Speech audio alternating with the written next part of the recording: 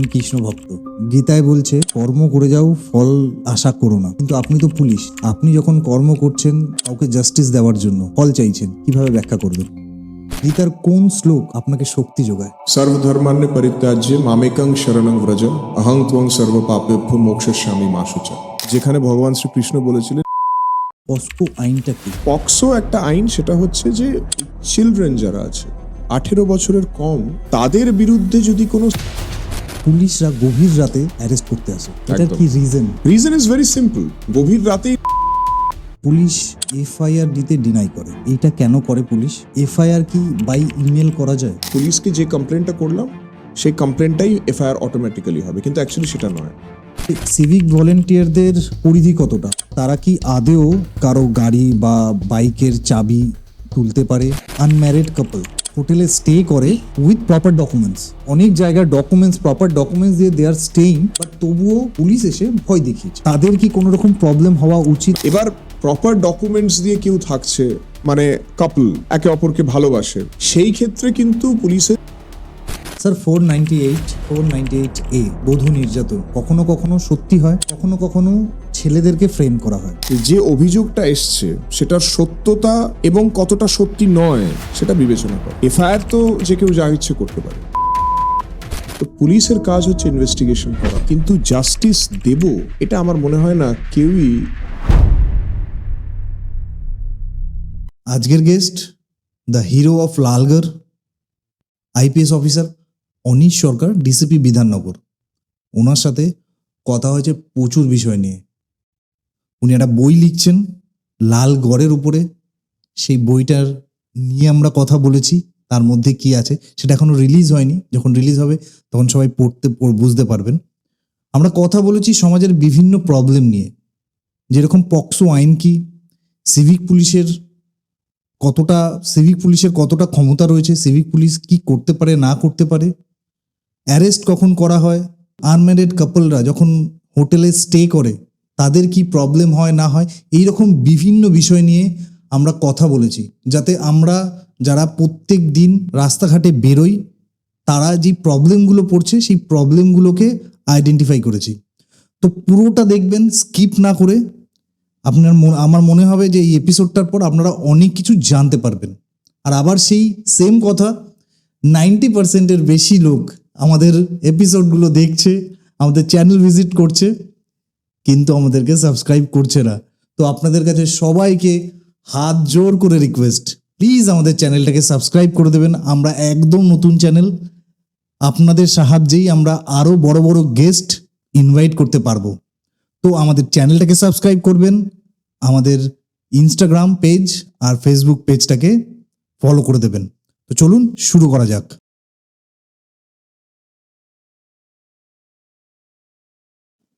আজকের যিনি গেস্ট, এখন তাকে বেঙ্গলের সিংহাম বললে কিছু কম হবে না।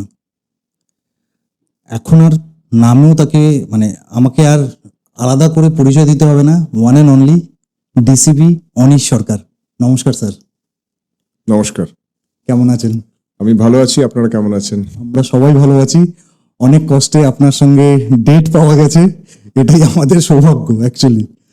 স্যার, আপনার সাথে বই মেলাতে আমার প্রথম দেখা। ঠিক।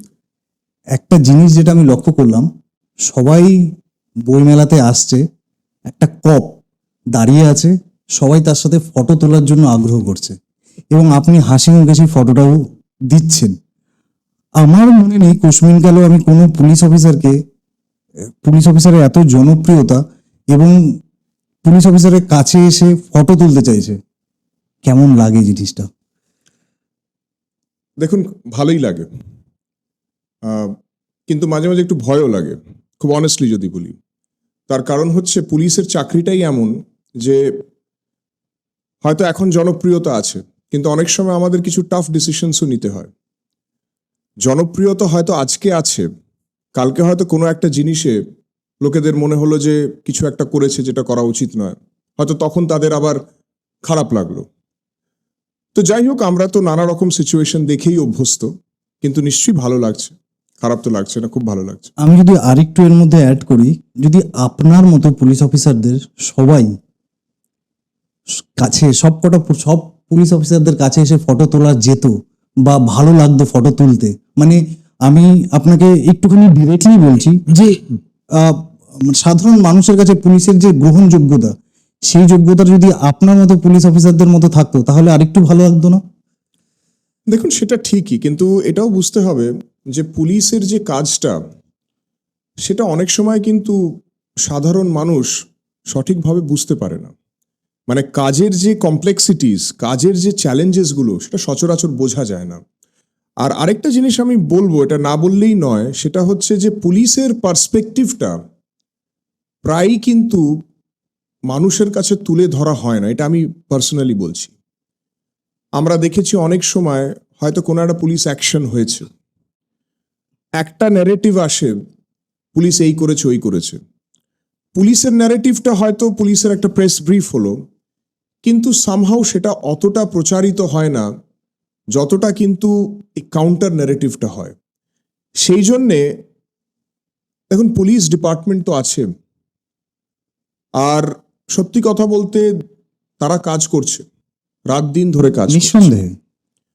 অনেক অপরাধী ধরা পড়ছে, অনেক অপরাধ যেটা হওয়ার ছিল সেটা আটকাচ্ছে, কিন্তু যতটা কাজ ওরা করে ততটা হয়তো লোকজন সবসময় জেনে ওঠে না। এটা একটা ব্যাপার আছে। আর আজকাল আমরা একটা খুব কমপ্লেক্স সোসাইটিতে বসবাস করি। সোশ্যাল মিডিয়া, সাইবার ক্রাইম, এখানে অনেক জিনিসই পুলিশের তরফ থেকে করা হয়তো হয়, কিন্তু সেটা মানুষ অতটা বোঝে না। বা অনেক ক্ষেত্রে হয়তো পুলিশ একটা কেস সলভ করেছে, কিন্তু কখনো কখনো পপুলার পারসেপশনে মনে হয় যে না, হয়তো ব্যাপারটা পুরো সলভড হয়নি। তো যেটা আমি ব্যক্তিগতভাবে দেখেছি, আর সত্যি কথা বলতে বিগত বেশ কিছু বছর ধরে দেখেছি, যে একটা খুব স্ট্রং কাউন্টার ন্যারেটিভ কিন্তু পুলিশের বিরুদ্ধে একটা চলে, কিন্তু অ্যাকচুয়াল ঘটনাটা কিন্তু প্রায়ই সেই কাউন্টার ন্যারেটিভ থেকে একটু আলাদা হয়। সেই ন্যারেটিভটা সবসময় কিন্তু আসে না। এটা কিন্তু আমি খুব আমার ব্যক্তিগত অভিজ্ঞতা থেকে, বা যেটা আমি পার্সোনালি দেখেছি সেটার ভিত্তিতে বলছি। আপনার ফ্যামিলিতে কেউ পুলিশ ছিল আগেও? আমার ফ্যামিলিতে দূর দূর অব্দি কেউ কোনোদিন পুলিশ ছিল না। তো আমি যদি বলি, মানে আউট অফ দ্য লাইন, আপনি যখন আইপিএস অফিসার হলেন, সেই সময় হবার আগে আপনার ফ্যামিলির পুলিশের প্রতি কি প্রসপেক্টিভ ছিল, কি দৃষ্টিভঙ্গি ছিল? আপনি পুলিশ হওয়ার পর আপনি একজন মানে আইপিএস অফিসার, পরে আপনি যখন দায়িত্ব নিলেন, তো তারপরে কি ন্যারেটিভ চেঞ্জ হলো? দেখুন, আগে there was no specific view point, যে কোনো কোনো ভিউ পয়েন্ট ছিল তা নয়। পরীক্ষা দিয়েছিলাম।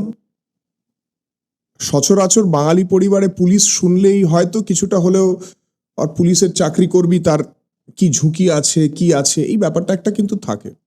কিন্তু হওয়ার পর যখন আমি হয়েছিলাম, তখন প্রত্যেকেই খুব খুশি হয়েছিল, আমিও ব্যক্তিগতভাবে খুশি হয়েছিলাম।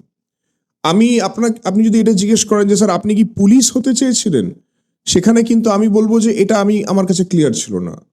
আমি সিভিল সার্ভেন্ট হতে চেয়েছিলাম। আমার মনে একটা ইচ্ছে ছিল যে দেশকে সার্ভ করব। আলটিমেটলি যেসব ভাবনা চিন্তাগুলো ছিল, পরে যখন সার্ভিসে এসেছি তখন বুঝেছি যে হয়তো কোথাও না কোথাও এই সার্ভিসের মাধ্যমেই সেটা পূরণ হতো।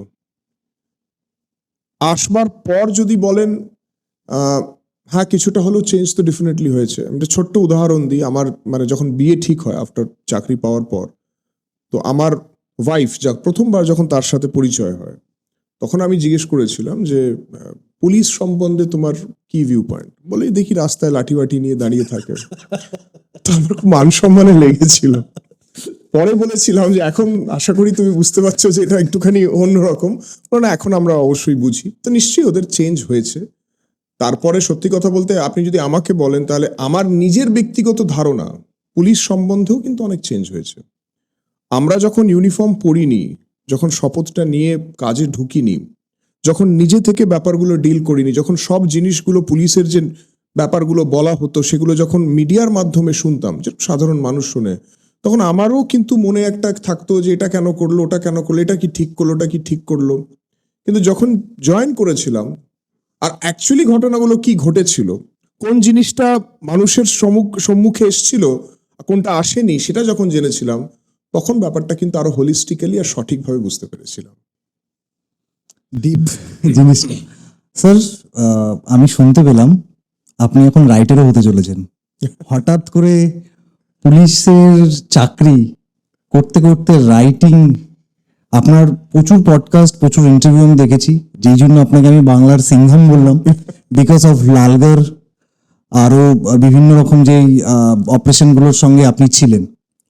তো আপনাকে বই লিখতে কে ইনফ্লুয়েন্স করলো?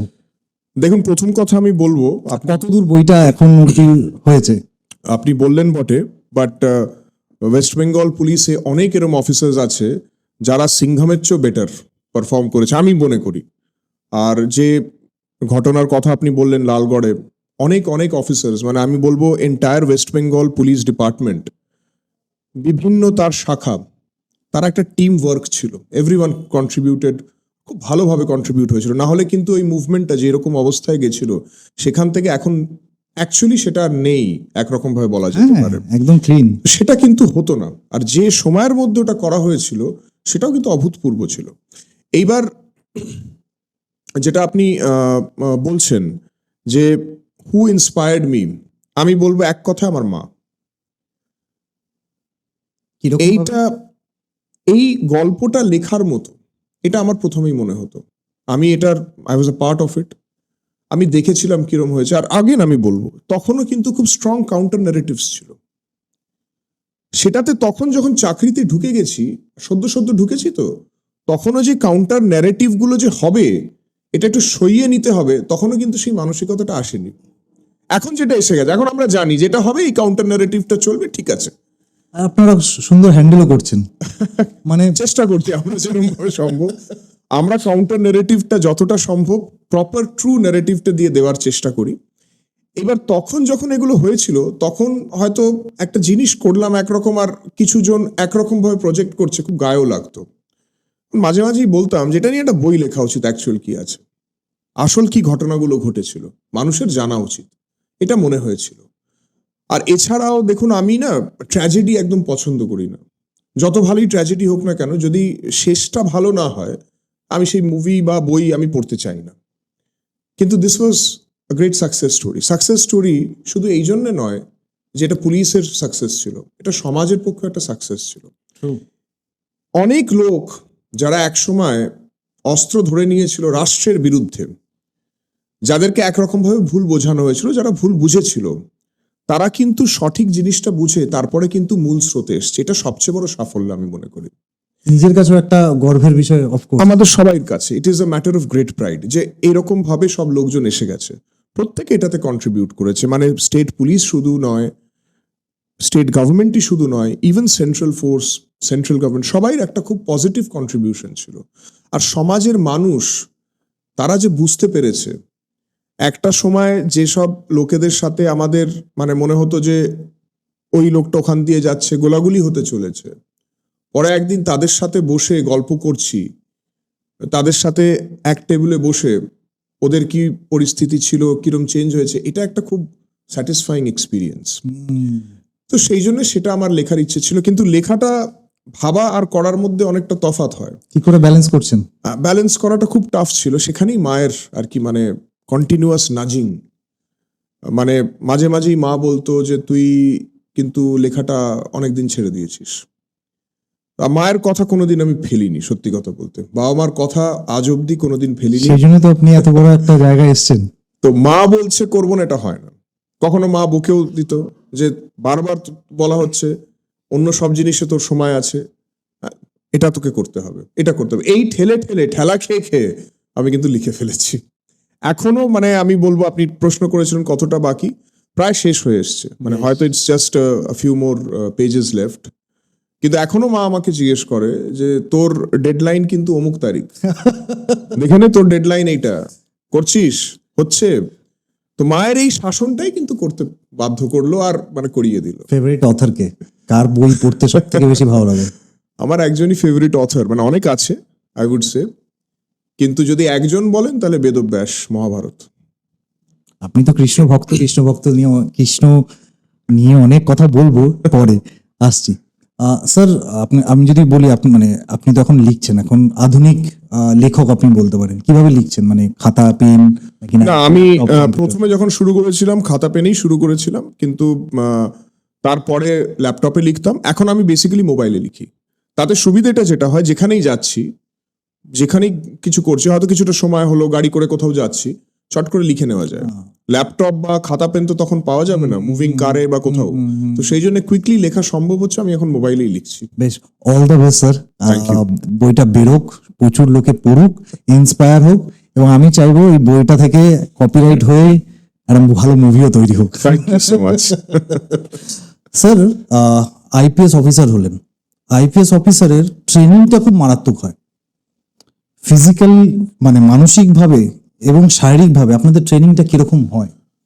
আমি শুরু করেছিলাম আমার ক্যারিয়ার অ্যাজ এ ডিএসপি, শুরু করলাম ট্রেনিং, কিন্তু ফর সিনিয়র অফিসার্স, আইপিএস হোক বা ডিএসপি হিসেবেই স্টার্ট করুক, এমনভাবেই করা হয় যাতে সে যে অন্যান্য মানুষের থেকে তার শারীরিক এবং মানসিক শক্তিটা যেন বেশি হয়। সেই জন্য ট্রেনিং ওয়াজ, মানে আমাদের কাছে তখন টাফ লাগতো, এখন সেটা টাফ মনে হয় না। একদম প্রথম দিন থেকে, যবে থেকে জয়েন করেছিলাম, একদম সকালবেলা ঘুম থেকে উঠেই দৌড়। কটার সময়?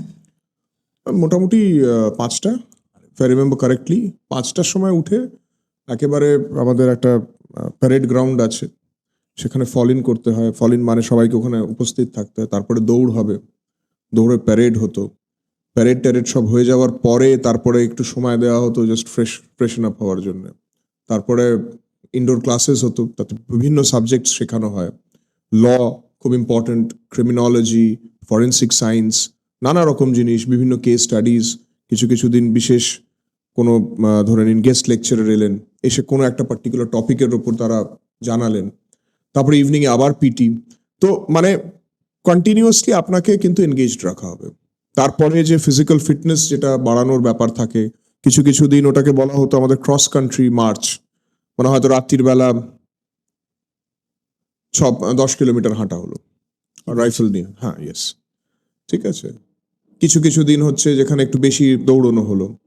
এছাড়া আরো কিছু জিনিস শেখানো হতো, হর্স রাইডিং, ড্রাইভিং।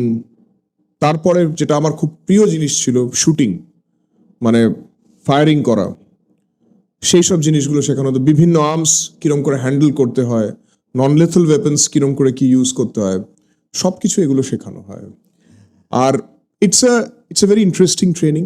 আপনাকে মানে সোসাইটির আর 4জন মানুষের থেকে আলাদা করে তোলে। একজন ট্রেন্ড পুলিশ অফিসার করে দেয়। কত রকম আর্মস আপনারা ব্যবহার করতে পারেন স্যার, এটা যদি বলেন? আমরা গভর্নমেন্ট, একজন আইপিএস অফিসার, দেখুন, not just as an IPS officer, any police person more or less, তারা যা যা আর্মস অ্যাভেলেবল আছে পুলিশ ফোর্সের কাছে, গভর্নমেন্ট যেটা দিয়েছে সবকিছুই করতে পারে। সেটা AK-47 থেকে 9mm পিস্তল, গ্লক পিস্তল, সবকিছু ইউজ করা হয়। এছাড়া নন লেথাল ওয়েপন্সের ওপর খুব স্ট্রেস দেওয়া হয়, কারণ মানে বন্দুক, গুলি, এগুলো অ্যাজ এ লাস্ট রিসোর্ট করা হয় যদি না সেরকম কোনো একটা পরিস্থিতি থাকে, মানে টেররিস্ট অপারেশনস বা নাক্সাল অপারেশন, অবভিয়াসলি আপনাকে তো লিথেল ওয়েপন্স ইউজ করতে হবে, কারণ অন্য সাইড থেকে লিথেল ওয়েপন্স ইউজ করা হবে। কিন্তু অন্য যেমন যেটা আজকাল খুব বড় প্রবলেম, বা পুলিশের কাছে যেটা প্রবলেম, সেটা হচ্ছে মব ভায়োলেন্স। সেই সব জায়গায় আপনার নন লেথাল ওয়েপন্স ইউজ করা হয়। অনেক কিছু আছে, স্টান গ্রেনেড থেকে শুরু করে স্মোক, নানা কিছু আছে, আরো নতুন নতুন জিনিস আসছে। তো সেগুলো যেরম আসে আমরা সেগুলো আস্তে আস্তে শিখে সেগুলো যখন প্রয়োজন পড়ে তখন we try to use those. আপনি তো এই মুহূর্তে বিধাননগরের দায়িত্বে আছেন, আচ্ছা, তো একজন ডিসিপির একটা কমিশনারেটের দায়িত্বটা কি হয়? বেসিক্যালি কি কি আপনাকে দেখতে হয়? ল অ্যান্ড অর্ডার কিভাবে আপনি মেনটেন করেন? কোন কোন প্রবলেমে আপনাকে ফ্রন্টে আসতে হয়? দেখুন, যে কোনো জায়গায় ইট ইজ এক্সপেক্টেড যে সিনিয়র অফিসার্সরা will try to lead from the front. ঠিক আছে, আমার যেমন, আমি ডিসিপি বিধাননগর জোন, তো আমার আন্ডারে বিধাননগর জোন আছে, তাতে salt lake area, electronic complex, sector 5 যেটাকে বলি, লেক টাউন, এগুলো আছে। অন্য ডিসিজরাও আছে, জোনাল ডিসিজ আছে। সেখানে যদি কোনো ল অ্যান্ড অর্ডার কিছু থাকে, নানা রকমের ল অ্যান্ড অর্ডার হয়, সেখানে কিরমভাবে ফোর্স অ্যারেঞ্জমেন্ট হবে, কে কোথায় দায়িত্বে থাকবে, কিরকম ভাবে ব্যাপারটা হ্যান্ডেল করা হবে, কি সিচুয়েশন হলে কিভাবে আমরা ডিল করব, সেই ব্যাপারগুলো আপনাকে মোটামুটি you have to look into that. শুধু ল অ্যান্ড অর্ডার ম্যানেজমেন্টই নয়, ধরে নিন যত কেসেস হচ্ছে সেই কেসগুলোর সুপারভিশন করা। এখন সাইবার ক্রাইমের একটা খুব বড় অ্যাসপেক্ট আছে, একদম। বিধাননগরে বিশেষভাবে আছে। তো সাইবার ক্রাইম দেখা, এই সব জিনিসগুলো, ইনভেস্টিগেশনগুলো কিরকম কি হচ্ছে, কি করা যেতে পারে। অনেক কেসে হয়তো আসামি ধরা পড়ছে না, তাদেরকে প্ল্যান করা, কোথায় আছে, কিরম ভাবে আমরা ধরবো, সবকিছু মিলিয়ে আমাদের ডিউটি। স্যার, আইএস, আইপিএস যেটাই বলুন না কেন, আমি যতদূর দেখেছি, মানে আমার জ্ঞান হওয়ার পর থেকে যখন আমি বুঝেছি সিভিল সার্ভিস এক্সাম, তারপর থেকে যেটা আমি সব থেকে বেশি দেখেছি সেটা হচ্ছে যে আউট অফ স্টেট, মানে ওয়েস্ট বেঙ্গলের বাইরে থেকে অনেক বেশি লোক এক্সাম পাস করে। মানে আমি যদি স্পেসিফিক বলি, বিহার একটা মেন, যেখান থেকে অনেক বেশি আইপিএস আইএস অফিসাররা উঠে আসে। কি কারণ হতে পারে স্যার? দেখুন, একটা টাইমে বেঙ্গলে যারা মানে ইউথ ছিল, তাদের ফোকাসটা কিন্তু সিভিল সার্ভিসেস ছিল না। এবার রিজনস আমার পক্ষেও সেরকমভাবে সচরাচর বলা সম্ভব নয়, কিন্তু ইউপি বিহারে যেটা হয় না, ওখানে একটা কালচার থাকে।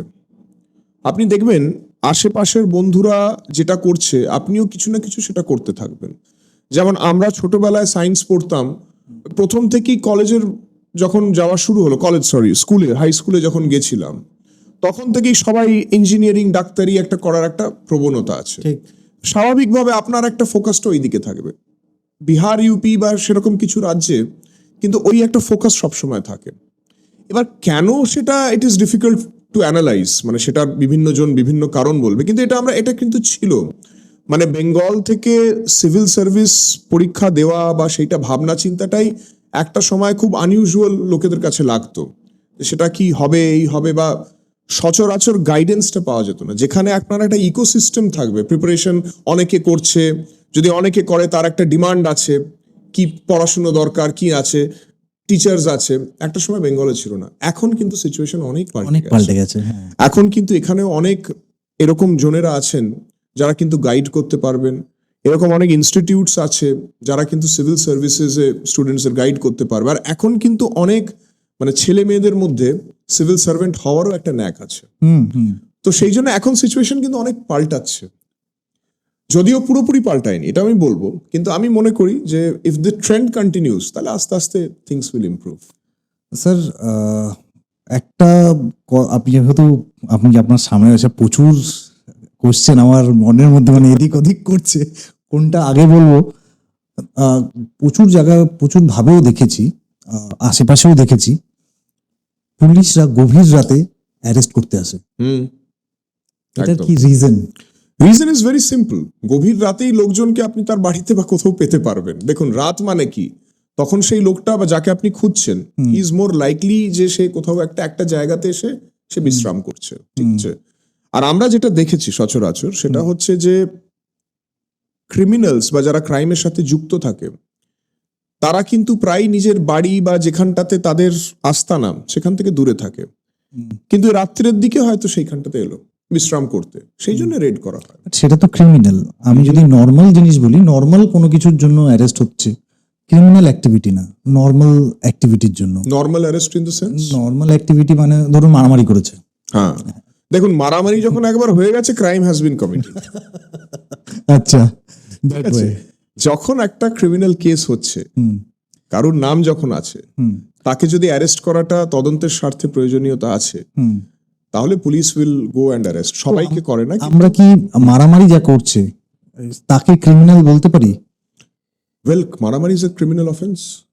ওকে, ক্রিমিনাল কথাটা দেখুন, আমি ক্রিমিনাল কথাটা ইউজ না করে আমি অ্যাকিউজড বলবো। ঠিক আছে, ঠিক আছে। Criminal is not a word I will use, I will say accused. কেন?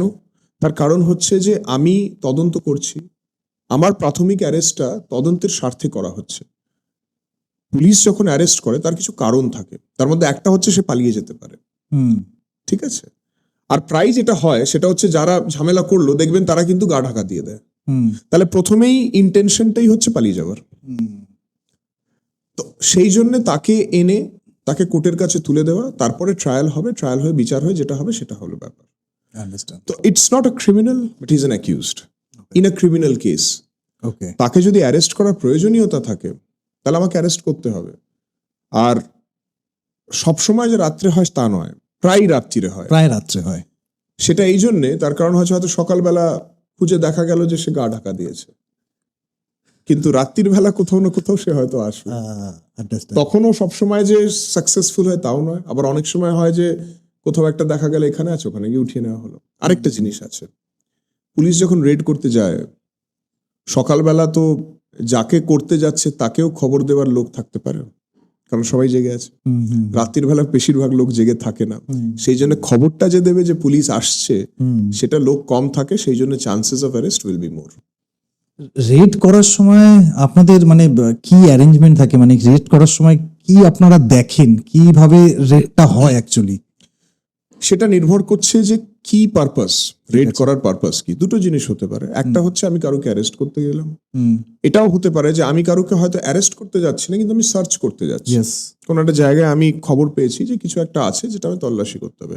আবার প্রায় এটা হয় যে অ্যারেস্ট অ্যান্ড সার্চ দুটোই হবে।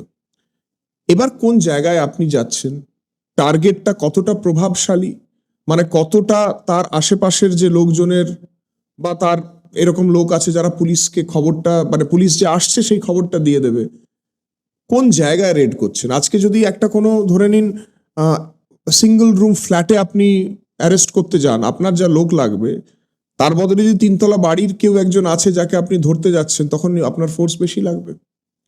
তো সেটা নির্ভর করে আপনার কি পারপাস আছে, ফোর্স সেরকম ভাবেই নেওয়া হয়, কতজন অফিসার লাগবে সেটা ঠিক করা হয়। তারপরে যাওয়ার আগে জেনারেলি একটা ব্রিফিং হয়, কিরম করে কি করতে হবে না করতে হবে, কিরম করে কমিউনিকেট করতে হবে, সুপিরিয়র লেভেলসকে জানিয়ে রাখা হয়। যদি মনে হয় যে কোনো কিছু করতে গেলে কিছু ঝামেলা হতে পারে, কেউ কিছু একটা আইন শৃঙ্খলা ভঙ্গ করে আসামিকে বাঁচানোর চেষ্টা করতে পারে, তখন তার ব্যাকআপ একটা প্ল্যান থাকা উচিত, যে যদি কিছু হয় তাহলে কোন জায়গা থেকে আমরা ফার্দার রিইনফোর্সমেন্টস পাঠাবো। এই সব জিনিস প্ল্যান এ প্ল্যান বি সবকিছু মাথায় রেখে তারপর যেতে হবে। নিশ্চয়ই, এটা এটা এটা না করলে সাকসেসফুল হবে না। স্যার, দর্শকদের জন্য আমার একটা গুরুত্বপূর্ণ কোশ্চেন, সেটা হচ্ছে যে পস্কো আইনটা কি, একটু যদি আপনি দেখুন, ডিটেলসে বলেন। পক্সো একটা আইন, সেটা হচ্ছে যে এই চিলড্রেন যারা আছে, 18 বছরের কম বাচ্চা যারা হচ্ছে, তাদের বিরুদ্ধে যদি কোনো সেক্সুয়াল অফেন্স কেউ করে তার জন্য নির্দিষ্ট এই পক্সো আইনটা আছে। আর এটার পানিশমেন্টগুলো আরো বেশি। নর্মাল কেসে কোনো মহিলার সাথে যদি কোনো সেক্সুয়াল অফেন্স হয়, that could be any kind of sexual offence, তার যে আইন পক্সোর ক্ষেত্রে আইনটা আরো বেশি মানে ক্রাইমটাকে আরো বেশি গ্রিভিয়াস কনসিডার করা হয়, ওই জন্য আইনটা আরো বেশি স্ট্রিনজেন্ট। তো এটাই হচ্ছে পক্সো আইন। 18 বছরের নিচে কোনো বাচ্চা, তার এগেনস্টে যদি কোনো সেক্সুয়াল অফেন্স হয়, সেই অফেন্সটাকে ডিল করার জন্য এই পক্সো আইনটা বানানো হয়েছে। কি কি আপনার শাস্তি রয়েছে? কিছুদিন আগেই একটা ইনস্টেন্স হয়েছে কলকাতা পুলিশেরই একটি কেসে। ইট ওয়াজ এ ভেরি সাকসেসফুল ইনভেস্টিগেশন। সেটা হচ্ছে একটা 7 মান্থ ওল্ড বাচ্চাকে সেক্সুয়াল অ্যাসল্ট করা হয়েছিল, তো ফাঁসির শাস্তি হয়েছে। তো ফাঁসি অবধি আছে কিছু কিছু কেসে, এটাকে রেয়ারেস্ট অফ দ্য রেয়ার কেসেসেই ধরা হয়েছে, ফাঁসির শাস্তি দেওয়া হয়েছে। বাচ্চাটা ভগবানের কৃপায় and luckily she is alive, কিন্তু ফাঁসির শাস্তি দেওয়া হয়েছে যাবজ্জীবন। পানিশমেন্ট কিন্তু অন্য ক্ষেত্রের তুলনায় অনেক বেশি স্ট্রিনজেন্ট পক্সো অ্যাক্টে। মানুষ কি করে করতে পারে, আমি মানে আই ডোন্ট নো, 7 মান্থ, কিছু বলার নেই। এরকম অনেক ক্রাইম আমরা দেখছি যেটা মানে কল্পনার বাইরে, সত্যি কথা বলতে, কিন্তু হচ্ছে, and it has to be dealt with. কি চলে ক্রিমিনালদের মাইন্ডে স্যার? দেখুন, ইটস ভেরি কমপ্লেক্স। আপনি ডাইরেক্ট কথা বলেন ক্রিমিনালদের সাথে যখন আমরা অ্যারেস্ট বলি, করেন, ইন্ট্রোগেশন করেন, এইরকম একটা এই রকম বা এই টাইপের যে আসামিরা রয়েছে যারা ক্রিমিনাল কোর্ট মানে জিনিসটা করছে, তাদের মাইন্ডসেটটা কিরকম হয়? মাইন্ডসেটটা কিন্তু না, মানে সাধারণ মানুষের যে মানসিকতা তার থেকে খুব ভিন্ন থাকবে। একটা হচ্ছে বিভিন্ন ধরনের ক্রিমিনাল হয়, কেউ একটা ধরনের ক্রাইম করতে পারদর্শী, কেউ চিটিং করবে, দেখবে আপনার সাথে কথাবার্তা হয়তো বলবে, এত সুন্দর কথা বলবে যে ওর একটা ক্যাপাসিটি আছে যে আপনাকে নিজের কথায়ও কনভিন্স করে নেওয়া, কনভিন্স করে ও আপনাকে একটা বলবে আর আপনি সামাও মনে করবেন যে ওই ঠিক বলছে। তাতে আপনার বন্ধু বান্ধবরা যতই বলুক না কেন যে না ও যেটা বলছে এটা করো না, কোথাও না কোথাও আপনি আপনার বন্ধু বান্ধবকে হয়তো লুকিয়ে সেই কাজটা করে নেবেন। তেমনি কিছু জন আছে যাদের মানে ওই সেক্সুয়াল প্রিডেটার্স যারা আছে তাদের খুব পারভার্টেড মাইন্ডসেট অনেক ক্ষেত্রে হয়, আর সেই পারভার্টেড মাইন্ডসেটে দে ক্যান ডু এনিথিং। ঠিক আছে, ক্রিমিনাল সাইকোলজি এটা খুব গভীর সাবজেক্ট, আর যত দিন যাচ্ছে অনেক ফ্যাক্টরস কাজ করে। ঠিক আছে, অনেকজন দেখবেন চাইল্ড পর্নোগ্রাফিতে ইন্ডালজ করে, তাদের একটা নিজস্ব মাইন্ডসেট আছে, সাধারণভাবে কথা বললে আপনি বুঝতে পারবেন না, কিন্তু কিছু কিছু সার্কামস্ট্যান্সেই তাদের এই ব্যাপারগুলো বোঝা যায়। আপনারা যখন কথা বলেন তখন আপনারা নিশ্চয়ই জিজ্ঞেস করেন যে কেন করেছে, হ্যাঁ। তো তাদের উত্তরটা কি হতে পারে? তাদের উত্তর প্রিডমিনেন্টলি ইভেসিভ থাকে। কিরকম? সবসময় চেষ্টা করবে যে আমি করিনি, ওকে, আমি করিনি, এটা আমাকে আই এম বিং ফ্রেমড, বা আমাকে কি করা হচ্ছে। আপনি যখন once you confront them with evidence, যতটুকু ও বুঝতে পারছে আপনি জানেন, ও ততটুকু বলার চেষ্টা করবে যে না, তখন আর কোনোদিনই আপনি এক্সপেক্ট করবেন না যে ক্রিমিনাল আপনাকে সত্যি কথা বলবে, সবসময় তো ঘুরিয়ে বলবে। ও সবসময় দেখবে কি বললে ও বেঁচে যেতে পারবে, ও বেরিয়ে যেতে পারবে। তো সেই জন্যে জিজ্ঞেস করা হয়, কিন্তু মোস্ট অফ দ্য টাইম ওরা সত্যি কথা বলে না। যখন ওদের এগেনস্টে অনেক এভিডেন্স থাকে বা আরো যখন ইনফরমেশন থাকে, তখন আস্তে আস্তে আস্তে আস্তে একটা পর্যায়ে যায় যেখানে ও ফাইনালি ব্রেকডাউন করে। অনেক কেসে সেটা হয়, অনেক কেসে সেটা হয় না। ব্রেকডাউন করলে তখন হয়তো সে সবকিছু বলে দেয়, আমি এই কারণ তুমি এই করতাম, এই ব্যাপার। স্যার, অনেক সময় দেখা যায় বা অনেক পত্রপত্রিকাতেও পড়া হয় যে পুলিশ এফআইআর দিতে ডিনাই করে কোনো কোনো সময়, এবং তারপর কোর্টের কাছে গিয়ে তারপর এফআইআর করা হয়। এইটা কেন করে পুলিশ? দ্বিতীয় হচ্ছে, এফআইআর কি বাই ইমেল করা যায়?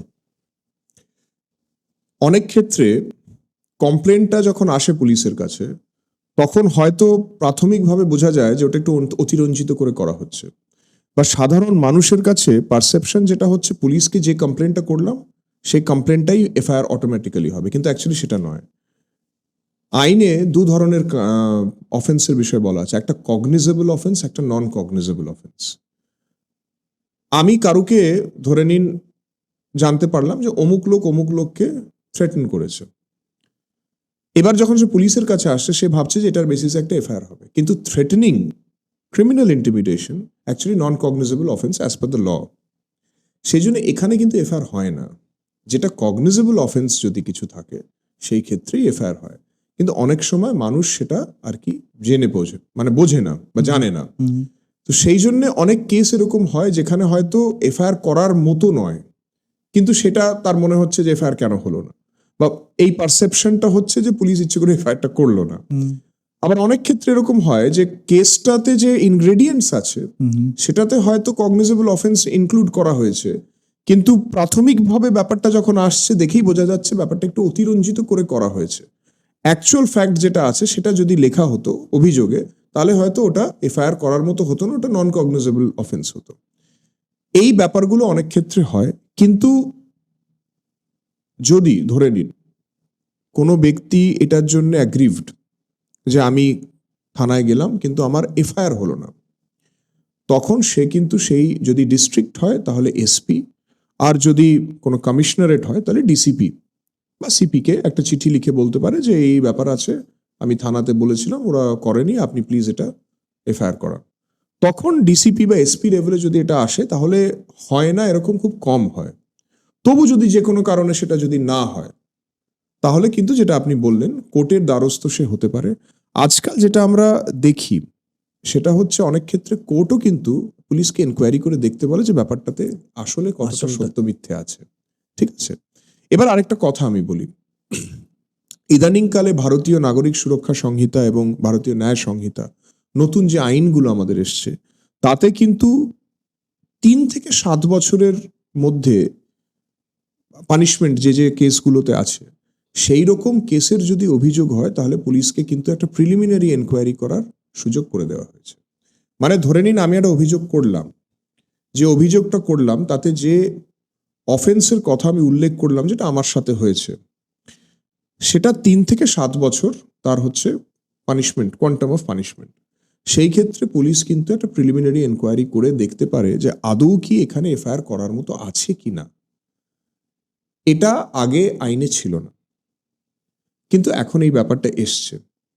অনেক ক্ষেত্রে যেটা হয় যে ঘটনা যা ঘটছে তার থেকে কিন্তু অনেক বাড়িয়ে চাড়িয়ে অভিযোগটা করা হয়। আমরাও যেমন অনেক ক্ষেত্রে দেখেছি যে হয়তো কেস হয়েছে, আপনি পক্সোর কথা বলছেন, পক্সোতে কেস হয়েছে, কিন্তু পরে দেখা গেল যে ব্যাপারটা কিন্তু দুই পক্ষের মধ্যে একটু কথা কাটাকাটি হয়েছিল, একটু ধাক্কাধাক্কি হয়েছিল, সেটাও একটা অফেন্স নিঃসন্দেহে। কিন্তু কথা সেই মাত্রায়। কাটাকাটি হওয়া, ধাক্কাধাক্কি হওয়ার পক্সো, যেটার আমরা আলোচনা করছিলাম, দুটোর মধ্যে পার্থক্য আছে, বিস্তর পার্থক্য আছে। বিস্তর পার্থক্য আছে। সেই জন্য অনেক ক্ষেত্রে এই ব্যাপারগুলো যেহেতু হয়, সেই জন্য এই প্রভিশন কিছু দেওয়া হয়েছে এখন পুলিশকে, প্রিলিমিনারি এনকোয়ারি করে দেখতে পারে। আর যদি মনে হয় যে হ্যাঁ ঠিক আছে, যা হয়েছে সেটা ঠিক আছে, তো এফআইআর হবে, যদি না হয় তাহলে নয়। স্যার, আর আরেকটা প্রশ্ন আপনি করেছেন, আমি ওটা By email. দিয়ে দিই। বাই ইমেল, হ্যাঁ ইমেলে এখন করা যায়। আগেন এই যে নতুন যে ক্রিমিনাল লজ এসছে তাতে বলে দেওয়া হয়েছে যে পুলিশকে যদি বাই ইমেল কোনো আমি অভিযোগ করি, তাহলে পুলিশ, আর সেটা তো অবভিয়াসলি কগনিজেবল অফেন্সের কোনো ইনগ্রেডিয়েন্ট সেই আমার অভিযোগে যদি থাকে, তাহলে হ্যাঁ কেস পুলিশকে করতে হবে। তবে একটা জিনিস আছে, আমি ইমেল করলাম, 72 ঘন্টার মধ্যে গিয়ে কিন্তু আমাকে এফআইআর রেজিস্টারের সিগনেচারটা করতে হবে থানায় গিয়ে। থানায় গিয়ে। ওকে। প্রত্যেকটা এফআইআর যখন হয় তখন যিনি অভিযোগকারী তার একটা স্বাক্ষরের বিষয় থাকে, সেটা ছাড়া কিন্তু এফআইআর হবে না, সাধারণভাবে সেটা হয় না। সেই জন্যে যদি আমি ইমেলেও কোনো অভিযোগ করি, পুলিশ কেসটা তখনই করবে 3 দিন সময় থাকবে, সেই ব্যক্তি আসবে, এসে স্বাক্ষর করবে, তারপরে হবে। এটা কিন্তু নতুন প্রভিশন আমাদের এই নিউ লজে। Case of out of station যদি উনি থাকেন বা আউট অফ কান্ট্রি থাকেন, আপনাকে কিন্তু you have to come within 72 hours and sign it, wherever you are staying. Irrespective of where you are staying. আপনাকে একটু কষ্ট করে এসেটা করতে হবে। বুঝেছি। আর এটা যদি এবার আমি আরেকটা জিনিস বলি, ধরে নিন আপনি করতে পারছেন না, আপনার হয় অন্য কেউ করলো, আচ্ছা, আপনি বললেন, সে বললো যে উনি অমুক জায়গায় আছে, আমি অভিযোগটা করছি। দেখুন এফআইআরটা কি, ফার্স্ট ইনফরমেশন রিপোর্ট। রাইট। সেখানে যে যার হয়েছে সেই করবে সেরকম তো ব্যাপার নয়। ধরে নিন আপনি ঘুরতে গেছেন কোথাও, আপনার বাড়িতে একটা ডাকাতি হয়েছে, বা একটা ডাকাতি নয়, একটা বার্গলারি হয়েছে। ঠিক। বাড়িতে যেহেতু নেই সেই জন্য ডাকাতি হবে না, ডাকাতি মানে an element of coercion is there, কারোকে ভয় দেখিয়ে করলো, কিন্তু একটা চুরি হয়েছে বা বার্গলারি হয়েছে। রাইট। আর আপনি যখন জানতে পারলেন আপনার ছুটি শেষ হতে আরো 5 দিন বাকি আছে, তো তড়িঘড়ি করে আপনি ফিরতেই হবে এরকম কোনো ব্যাপার নেই। আপনার কোনো পাড়া প্রতিবেশী কেউ যদি গিয়ে বলে যে এরকম আমরা পাশে ছিলাম, এরকম ব্যাপারটা হয়েছে, পুলিশ কেস করতেই পারে, অসুবিধা কিছু নেই। ঠিক আছে, তো সেই জন্য এফআইআর করার জন্য একজন ব্যক্তি লাগবে যে পুলিশকে জানাবে যে এরকম ঘটনা ঘটেছে। 72 ঘন্টার মধ্যে সাইন করতে হবে। আর একটা জিনিস, যদি কাকে email মেল করা হয়, করতে হবে, কাকে ইমেল করতে হবে? To the officer in charge of the concern police station. Concern police station officer in charge. Yes. তার জন্য ডিসিপি বা কমিশনার কাউকে দরকার নেই। অনেকে করে, আচ্ছা, যদি সেটা আসেও তাহলে ডিসিপি বা কমিশনার সেই আইসিকেই বা ওসিকে এন্ডোর্স করে দেয়, দিয়ে বলে যে এটা দেখে নাও, আর তারপরে ডু দ্য নিডফুল। Okay. তখন আলটিমেটলি সেই থানা থেকে কমপ্লেনেন্টকে বলা যায় এবার আমাদের একটা পাঠান, আর এসে আপনি 72 ঘন্টার মধ্যে কাইন্ডলি এটা সিগনেচার করে দিন যাতে কেসটা করতে পারে। বেশ। এবার আমি যদি বলি স্যার, সিভিক ভলেন্টিয়ার নিয়ে প্রচুর হইচই, তর্ক বিতর্ক, অনেক কথাবার্তা হয়। আমাকে একটুখানি বলুন যে সিভিক ভলেন্টিয়ারদের পরিধি কতটা, মানে সিভিক ভলেন্টিয়ারদের অধিকার কতটুকু, তারা কি আদৌ যখন তারা ট্রাফিকে থাকেন কারো গাড়ি বা বাইকের চাবি তুলতে পারে, বা তাদের গাড়ির কাগজ পরীক্ষা করতে পারে, বা তাদেরকে কাউকে কেস দিতে পারে? তৃতীয় প্রশ্ন থেকে শুরু করি। কেস তো সিভিক ভলেন্টিয়ার দিতে পারে না, সেটা অফিসাররাই দেয়। যেটা সাধারণত হয় সেটা হচ্ছে যে যখন কোনো সিভিক ভলেন্টিয়ার থাকে, যদি শুধুমাত্র সিভিক ভলেন্টিয়ার থাকে তাহলে জেনারেলি কিন্তু চেকিংটা করা অ্যালাউড নয়, সেটা করেও নয়। যদি কেউ কখনো কিছু হয় তাহলে হতে পারে যে সে নিজের মাত্রা অতিক্রম করছে। এবার যেটা প্র্যাকটিক্যালি হয় সেটা হচ্ছে যে হয়তো অফিসার আছেন যিনি এটা চেকিং করছেন বা কিছু করছেন, অনেকগুলো গাড়ি দাঁড় করানো আছে, সময় লাগে। সিভিক ভলেন্টিয়ারকে বললো তুমি দেখো ওই গাড়িটার কাগজপত্র আছে কিনা। ঠিক আছে, এবার যেটা হয় সেটা হচ্ছে বাইকের চাবি তুলে নেওয়া, এগুলো মানুষ খুব বিরক্ত হয়। অনেক সময় যেটা ভাবা হয় যে হয়তো, যেটা আমরা প্র্যাকটিক্যালি দেখেছি, অস্বীকার করে লাভ নেই, সেটা হচ্ছে যে হয়তো বাইককে দাঁড় করাতে হলো না, সে দাঁড়িয়ে তারপর টুক করে পালিয়ে পালিয়ে যাচ্ছে। হ্যাঁ, ঠিক আছে, এরকম হয়। এটাও অস্বীকার করার কিছু নেই। সেই জন্যে অনেক ক্ষেত্রে বলা হয় বাইকের চাবিটা নিয়ে নাও। লোকে অনেক সময় বিরক্ত হয়। এটাও ঘটনা যে হয়তো অনেক সময় বলার পদ্ধতিটা খারাপ। সঠিক নয়, আবার অনেক সময় এরকম হয় যে ভদ্রভাবে বলা হয়েছে, উত্তরের পদ্ধতিটাও ঠিক নয়। হ্যাঁ হ্যাঁ হ্যাঁ, এরকম সব জিনিস হতে থাকে। দেখুন, সিভিক ভলেন্টিয়াররা এখন পুলিশ ফোর্সের যাই হোক না কেন, they are a part of the force. Part of, yes. Civic ভলেন্টিয়ার্সদের মধ্যে এরকম অ্যালিগেশনস থাকে যে এই করছে ওই করছে, কিন্তু অ্যাট দ্য সেম টাইম অনেক সিভিক ভলেন্টিয়ার্স আছে তারা কিন্তু অত্যন্ত ভালো কাজ করে। আমি একটা সিভিক ভলেন্টিয়ারের কথা বলতে পারি, আমি নাম নেব না, জায়গাও বলবো না।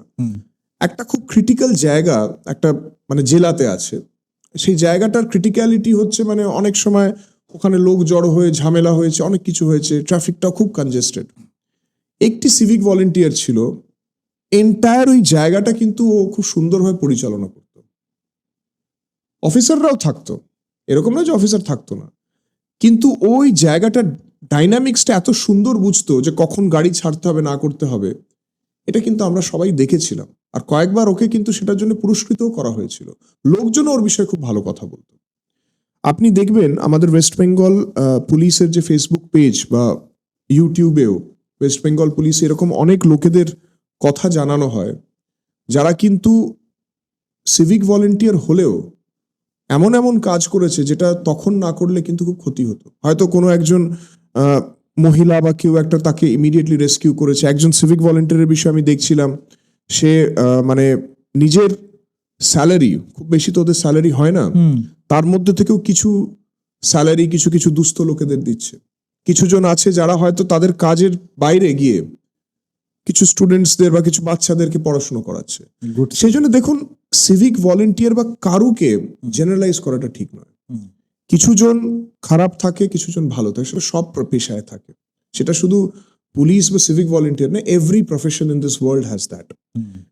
কিছু লোকজনকে দিয়ে পুরোকে জাজ করা উচিত নয়, একদমই নয়। এখানটাই আমি বলবো যে দেখুন, কাউন্টার ন্যারেটিভস না অনেক সময় খুব স্ট্রং হয়, কিন্তু অন্য যে ব্যাপারগুলো আছে যেটা পজিটিভ সাইড, সেটা অনেক সময় কিন্তু দেখেও সেটার অতটা মানে ইম্প্যাক্ট হয়ে ওঠে না, যেটা আমি দেখেছি। নেগেটিভটা তাড়াতাড়ি ছড়ায়।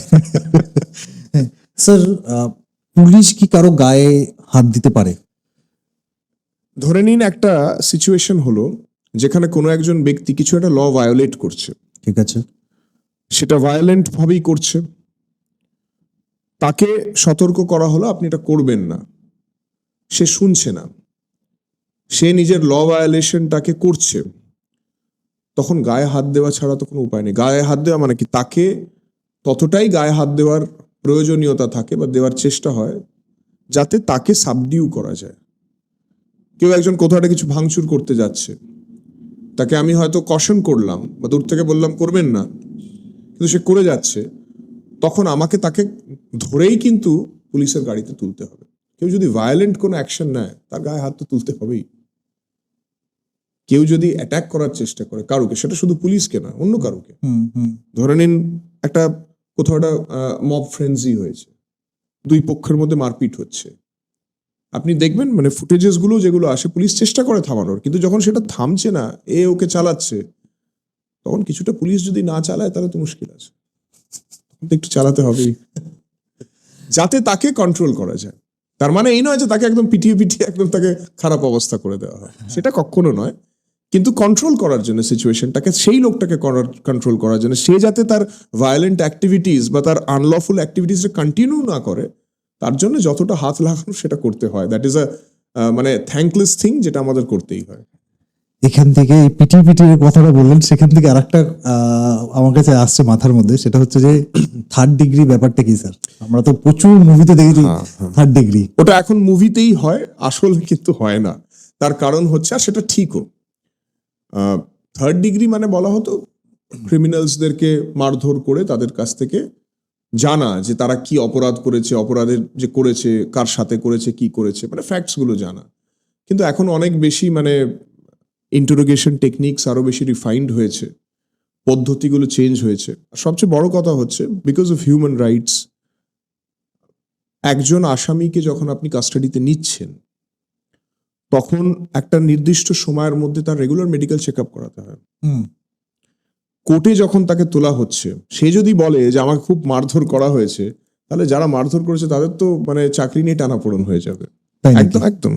তারপরে কাস্টোডিয়াল ডেথ যদি হয়ে যায় ডিউ টু টর্চার, তাহলে যে ওসি থেকে শুরু করে ডাউন দ্য লাইন যারা যারা ইনভলভড, তাদের career is as good age over, এরকম হয়েছে।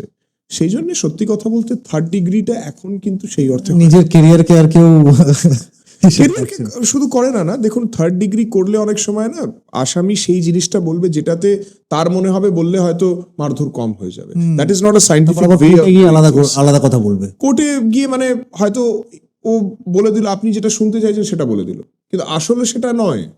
সেই জন্য third degree is not very scientific. ঠিক আছে, এখন অনেক ওয়েজ আছে তাকে জিজ্ঞাসাবাদ করার, যেটার মাধ্যমে মানে সাইকোলজিক্যালি বা তাকে যে ঘটনাগুলো ঘটেছে সেটা দিয়ে কনফ্রন্ট করলে আরো বেটার ভাবে তথ্যগুলো বেরিয়ে আসে। তো আপনারা যখন ইন্টারোগেশন করছেন সেই সময় যে স্টেটমেন্টটা আপনি ক্রিমিনাল বা আসামি বা আপনি যেটা বলছেন অ্যাকিউজ তাদের কাছ থেকে যেটা পাচ্ছেন সেটা কি কোর্টে গ্রহণযোগ্য কি গ্রহণযোগ্য নয়? সেটা কোর্টে অ্যাকসেপ্ট করা হয় না। That is not accepted. সেই জন্য ওকে দিয়ে সত্যি আমাকে বলাতে, সোকল্ড সত্যি বলাতে হবে, এরকম কোনো ব্যাপার নেই। কিন্তু কেন তবু আমরা ওদের জিজ্ঞেস করি, কেন জানতে চাই? কারণ সেটার মাধ্যমে আমরা বুঝবো যে অফেন্সটা হয়েছে কিভাবে, ওকে, কিরকম ভাবে করেছে, সেটা থেকে আরো তথ্য পেলে তদন্তটা আরো সুদৃঢ় হতে পারবে। আন্ডারস্ট্যান্ড। তারপর কোর্টে গিয়ে যখন বলবে যেটা বলবে সেটা অ্যাকসেপ্ট দেখুন, কোর্টে গিয়ে তো অনেক ট্রায়ালের অনেক ব্যাপার ব্যাপার আছে। থাকে। সেখানে আমি কোর্টে গিয়েও যদি সাপোজিং কিছু একটা ইনক্রিমিনেটিং নিজের বিষয়ে বলি, তো হঠাৎ করে সেইটাকে অ্যাকসেপ্ট করা হবে না। There are many laws in with respect to that. আমাকে ধরে নিন আপনার এগেনস্টে কোনো অ্যালিগেশন আছে, আমাকে প্রমাণ করতে হবে যে সেটা সত্যি। সেটা আপনাকে দিয়ে বলিয়ে দিলাম আর কোনো তথ্য আমি পেলাম না, সেটা কিন্তু খুব একটা সঠিক জিনিস না। হতেই পারে আপনি কোনো চাপে এটা বলছেন, সেটা পুলিশের সামনে হোক বা কোর্টের সামনে হোক। ঠিক আছে, সেটা পুলিশের কাজ হচ্ছে তার বিরুদ্ধে সে যেটা বলেছে সেটা তার কাছ থেকে জানা, সেটার তারপরে তথ্যগুলোকে এক এক করে নেওয়া, নিয়ে একের পর এক ক্রাইম আর ক্রিমিনালের মধ্যে যে লিঙ্কটা সেটাকে প্রপারলি কানেক্ট করতে পারলেই তখনই কনভিকশনটা হয়। বেশ। স্যার, আরেকটা যেটা হচ্ছে সেটা হচ্ছে যে অনেক সময় আপনারা পুলিশ, আপনারা বললে ভুল হবে, পুলিশ হোটেলে রেড করে, ঠিক আছে, সেটা যে কোনো কারণেই হতে পারে।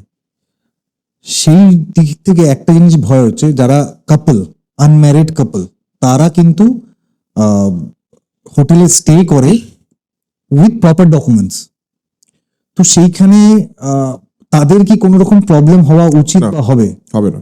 আপনি যদি একটুখানি ডিটেলসে বলেন, কারণ অনেক ঘটনা এসছে যেখানে ভয় দেখিয়ে ডকুমেন্টস দিয়েছে, আমি নাম বলবো না জায়গার, না অবশ্যই নয়, তাহলে হয়তো অনেক প্রবলেম হবে, নাম বলছি না, কিন্তু আমি দেখেছি নিজে অনেক জায়গায় ডকুমেন্টস, প্রপার ডকুমেন্টস দিয়ে দে আর স্টেইং, বাট তবুও পুলিশ এসে ভয় দেখিয়েছে। যদি সেটা হয়ে থাকে then that has to be inform to the superior officers, যেরকম ব্যাপার হয়েছে। দেখুন, যদি যেটা আপনি বললেন, আপনি আইনটা বলবেন, অ্যাকচুয়ালি কি হয়, পুলিশ যখন আসে তখন তার সুপিরিয়রকে বলবো সেই সাহসটা কারোর থাকে না, আইনটা মানুষের মধ্যে থাকে না। ঠিক। আইনের ব্যাপারটা হচ্ছে যে এই ধরনের কেসে যদি কোনো একটা প্রস্টিটিউশন হচ্ছে, কোনো একটা প্রেমাইজের মধ্যে কমার্শিয়াল সেক্স হচ্ছে, ঠিক আছে, সেই ক্ষেত্রেই দ্যাট ইজ ইল্লিগাল। আচ্ছা, ইল্লিগাল কার জন্যে? যে মেয়েগুলো তাতে ইনভলভড আছে, যে মহিলারা আছেন, তারা কিন্তু অ্যাকিউজ ধরা হয় না। দে আর ভিকটিম গার্লস, ওকে, দে আর ভিকটিমস, ভিকটিম লেডিস।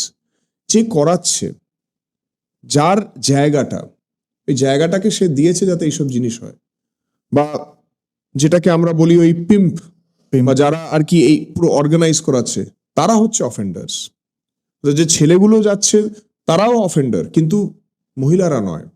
এবার প্রপার ডকুমেন্টস দিয়ে কেউ থাকছে, হয়তো মানে কাপল একে অপরকে ভালোবাসে, সেই ক্ষেত্রে কিন্তু পুলিশের ইন্টারফিয়ারেন্সের কোনো জায়গা নেই। কিভাবে তারা তাহলে প্রমাণ করবে যে আমরা ইনভলভ, মানে আমরা কমার্শিয়াল সেক্সুয়ালি ইনভলভ? স্পষ্ট বলবে যে আমরা একে অপরকে ভালোবাসি, আমরা এখানে এসেছি। মেয়েটি বলবে যে I am not being paid any money for this, ছেলেটা বলবে আমি তাকে ভালোবাসি।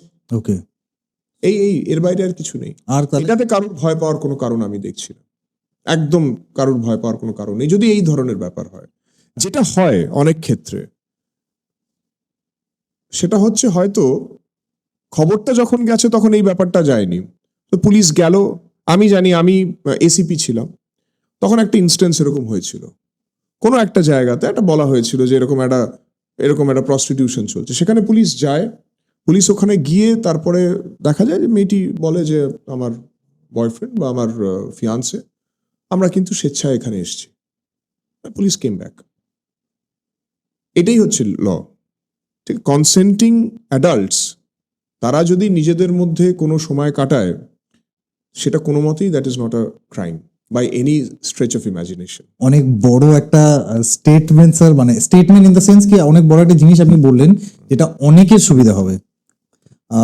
আর একটা যেটা আমার জিজ্ঞেস করার আছে সেটা হচ্ছে যে আপনি বিধাননগর, যেহেতু আপনার এলাকাটা আপনি দেখছেন পুরোটাই, ওখানে আপনার যদি মিটিং করতে হয় কোনো পলিটিক্যাল পার্টির, মিছিল করতে হয়, তাহলে আপনি কোন কোন গ্রাউন্ডে সেই পলিটিক্যাল পার্টিগুলোকে অ্যাপ্রুভ করেন, কোন কোন গ্রাউন্ডে আপনি ডিসঅ্যাপ্রুভ করেন? কারণ আমি বলছি এই কোশ্চেনটা জিজ্ঞেস করা, ইদানিং প্রচুর নিউজ চ্যানেলে আমরা দেখেছি অনেকের ডিনাই করা হয়, মানে মিটিং মিছিলে ডিনাই করা হয় পুলিশ থেকে, তারপর কোর্টে গিয়ে সেই অ্যাপ্রুভালটা নিয়ে আসা হয়। তো সেইখানে আপনারা কোন গ্রাউন্ডে সেই জিনিসগুলোকে আপনারা ডিনাই করেন? দেখুন, গ্রাউন্ড অনেকগুলো থাকে। প্রথম কথা হচ্ছে ব্ল্যাঙ্কেট ডিনায়াল কিন্তু খুব জেনারেলি করা হয় না। অফটেন যেটা হয় সেটা হচ্ছে যে বলা হলো, হঠাৎ করে হয়তো প্রপার পারমিশনই নেওয়া হলো না। প্রপার পারমিশন বলতে কিরকম? প্রপার পারমিশন মানে ধরে নিন কোথাও আমি একটা মিছিল করব, তাহলে সেই মিছিলটা যদি করি তাহলে কনসার্ন অথরিটিস, তারপরে আমি কোমুক জায়গাতেই ডেপুটেশন দেব। যদি আমি কোথাও ডেপুটেশন দিই, তো যেখানে ডেপুটেশন দেব তো খুব স্বাভাবিকভাবে সেই অথরিটি ডেপুটেশন নেবে কিনা, তার সাথে কথা হয়েছে কিনা, সেটা তো একটা জানার বিষয় থাকে। প্রায়ই আমরা দেখি যে সেসব কিছুই জানানো হয়নি, হঠাৎ করে লোকজন এসে গিয়ে বললো আমরা ডেপুটেশন দেব। আপনি কোথাও ডেপুটেশন দিতেই পারেন, কিন্তু যেখানে ডেপুটেশন দেবে সেই ভদ্রলোক বা সেই অফিসার বা সেই কনসার্ন পারসন ডেপুটেশন নেবে কিনা সেটা তো জানার একটা প্রয়োজনীয়তা আছে। আমি তো কারুকে জোর করে ডেপুটেশন দিতে পারি না। এবার ব্যাপার হচ্ছে যে প্রপার পারমিশন বলতে কি, আপনি পুলিশ অথরিটিস, আপনি যদি রাস্তা দিয়ে যেতে চান, একটা সার্টেন অ্যামাউন্ট অফ লোক আনবেন, সেটার তো একটা ট্রাফিক রিলেটেড একটা ব্যাপার থাকবেই। তার কারণ হচ্ছে সেই রাস্তাটা আপনি কোন রুট দিয়ে যাচ্ছেন, সেই সময় অন্য কোথায় কি হচ্ছে, সেখানে সেই সময় ট্রাফিক কি, সেই ব্যাপারগুলো কিন্তু হট করে কেউ যদি চায় সবসময় সেটা সম্ভব হয় না। সেই জন্য পুলিশের সাথে জেনারেলি যদি কেউ এটা বলে, তখন আমরা তাদেরকে কল ব্যাক করি, ওর একটা কথাবার্তা হয় যে আপনি কতজন আনছেন, কি করছেন না করছেন। দেখুন, হাইকোর্টে অনেকেই গেছে, দে হ্যাভ গট পারমিশন, কিন্তু আপনি দেখবেন হাইকোর্টও কিন্তু অনেকগুলো ইফস অ্যান্ড বাটস দিয়ে দেয়। রাইট। ঠিক আছে, প্রায় লোকজন যেটা করে সেটা হচ্ছে যে সেই জিনিসগুলো যখন আমাদের কাছে প্রথমে আনে, তখন কিন্তু একটা অন্যরকম জিনিস বলে।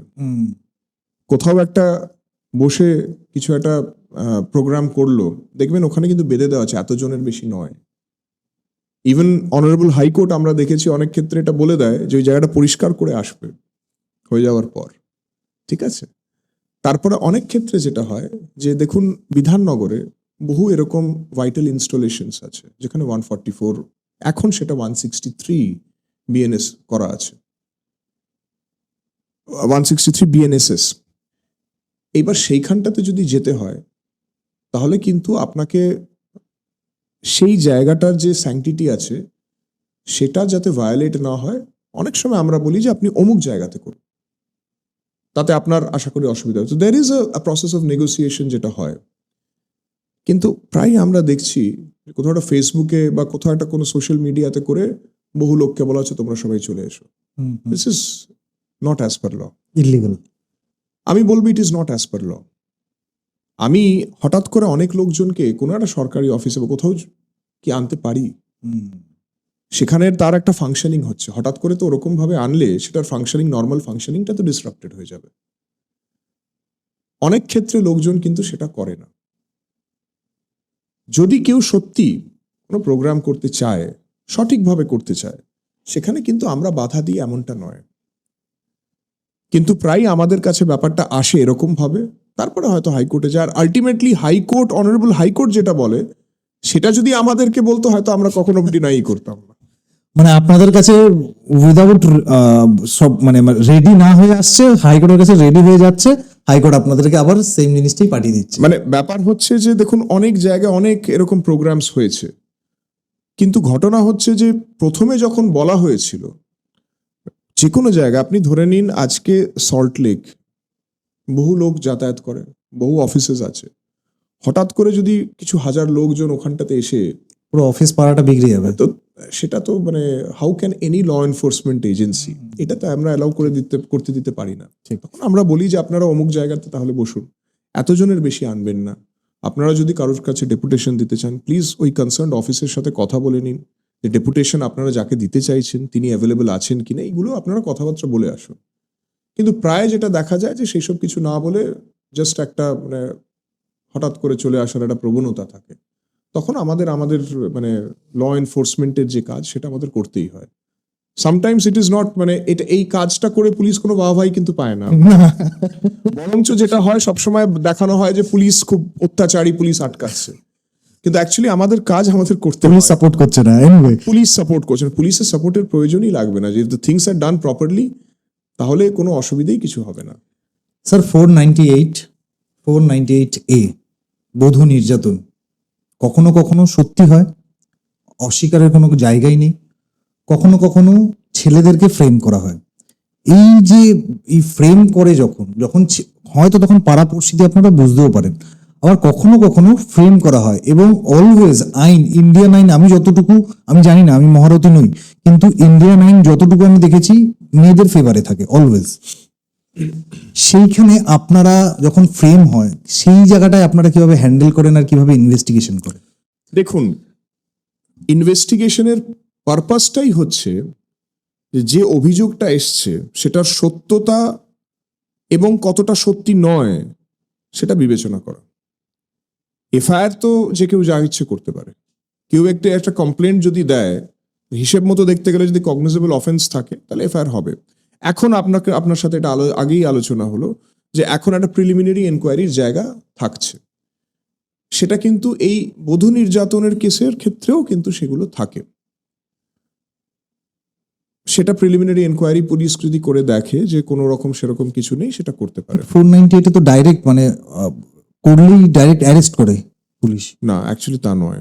ব্যাপারটা যেটা হয় দেখবেন, 498 এর সাথে একটু গম্ভীর গম্ভীর কিছু সেকশন অ্যাড করে দেওয়া হয়। আচ্ছা, আমাকে মেরে ফেলার চেষ্টা করছিল, ওকে, অ্যাটেম্প্ট টু মার্ডার। হ্যাঁ, ওইসব জিনিসগুলো যখন আসে তখন ব্যাপারগুলো হয়। আর আমি আপনাকে বলে রাখছি, মানে 498A তে এখন কিন্তু সচরাচর পুলিশ প্রথমেই সবাইকে অ্যারেস্ট করে না, কারণ এই যে মিসইউজটা কিন্তু বহু কোর্ট, হাইকোর্ট, সুপ্রিম কোর্ট এটা পয়েন্ট আউট করেছে। আলটিমেটলি যদি ধরে নিন এরকম কোনো কমপ্লেন্ট আসে, যেটা দায়িত্ব সেটা হচ্ছে যে ইনভেস্টিগেশন করা, সত্যি কতটা বেরোচ্ছে কতটা নয়। অনেক সময় হয়তো অভিযোগ করছে হাজবেন্ডের এগেনস্টে, সঙ্গে তার জ্ঞাতি গোষ্ঠীর সবাই নাম ঢুকিয়ে দেওয়া হলো। তো ব্যাপারটা যেটা হচ্ছে যে পুলিশের কাজ হচ্ছে ওটা ইনভেস্টিগেট করে যারা যারা অ্যাকচুয়াল প্রকৃত ইনভলভড আছে, যদি ইনভলভ থাকে, আর যদি থাকে তাহলে যতটা আছে সেই হিসেবে ইনভেস্টিগেট করে সেই রকম ভাবেই চার্জশিট দেওয়া। 498 এই কেসেস আপনি দেখবেন অনেক ক্ষেত্রে পুলিশ অ্যারেস্ট করলেও কোর্ট কিন্তু ইনস্ট্যান্টলি বেল দিয়ে দেয়, যদি তাদের মনে হয় যে প্রথম অ্যারেস্টটা যেটা করেছিল সেটা একটা অতিরঞ্জিত কমপ্লেন্টের বেসিসে করেছিল। এই ব্যাপারগুলোকে আমরা আমাদের অফিসার্সদের ডাউন দ্য লাইনও অনেক ক্ষেত্রে তাদেরকে বোঝানো হয়, যাতে তাদের ইনভেস্টিগেশনটা ওরকমভাবেই হবে যাতে অ্যাকচুয়াল প্রকৃত যেটা ফ্যাক্টস সেই ফ্যাক্টসটা বার করে তারপরে যদি কিছু করার থাকে অ্যারেস্ট যদি তখন প্রয়োজনীয় তখন করা হবে। কিন্তু একেবারে মানে ব্ল্যাঙ্কেট 498 এই কেসেসে এখন অ্যারেস্ট কিন্তু অ্যাটলিস্ট আমার ডিভিশনে বা আমাদের কমিশনারেটে কিন্তু সেই অর্থে হয় না। স্যার, আপনি কখনো ড্রাগ মাফিয়া বা আর্মস স্মাগলার এইরকম অভিযানে পার্ট ছিলেন? হ্যাঁ, এটা আমি কেন, বহু অফিসার্সরাই এরকম অভিযানে পার্টিসিপেট করেছে। আমার মনে আছে আমি সিআইডিতে ছিলাম, একটা মানে আর্মস র্যাকেট আমরা ধরেছিলাম, কল্যাণীর কাছে একটা ছিল। দেয়ার ওয়াজ ওয়ান ক্রিমিনাল, ওর মানে প্রচুর একটা নিজের এরিয়া বিস্তার করে রেখেছিল। তো আমরা গেছিলাম, প্রচুর অস্ত্র আমরা উদ্ধার করতে পেরেছিলাম। এছাড়া মানে বিধাননগরে আমি এসিপি ছিলাম, এসিপি এয়ারপোর্ট ছিলাম, তখনও একটা পার্টিকুলার ক্রিমিনাল ছিল, তার ওখানে একটা প্রভাব ছিল। তো সেখানে আমরা দুদিনে প্রায় 32-33টা আর্মস রিকভারি করেছিলাম। একটা কেস হয়েছিল, সেই কেসটার ভিত্তিতে তাকে অ্যারেস্ট করা হয়েছিল, তখনই ওর কাছ থেকে বেশ কিছু আর্মস রিকভারি হয়েছিল। তারপরে একটা আন্ডার কনস্ট্রাকশন ফ্ল্যাট থেকে আরও কিছু মানে আর্মস রিকভারি হয়েছিল। তো হ্যাঁ, এটা হয়েছে। দেখুন, আর্মস র্যাকেটস তো অনেক আছে, ঠিক আছে? বিভিন্ন লোকজন আর্মস হয়তো কেউ বাইরে থেকে আনে, কিছু কিছু ক্ষেত্রে মানে ভেতরেও কিছু আর্মস ম্যানুফ্যাকচারিং করার চেষ্টা হয়। ইট ইস দেশি যেগুলো বলে। দেশি হয়, মানে একদম। এখন রিসেন্টলি একটা ইনস্টেন্স হয়েছে, আমি সেটার মধ্যে যাচ্ছি না, কিন্তু যেখানে কিছু গুলি মিসিং হয়েছে আমরা খবরে দেখছি, I don't know about the case.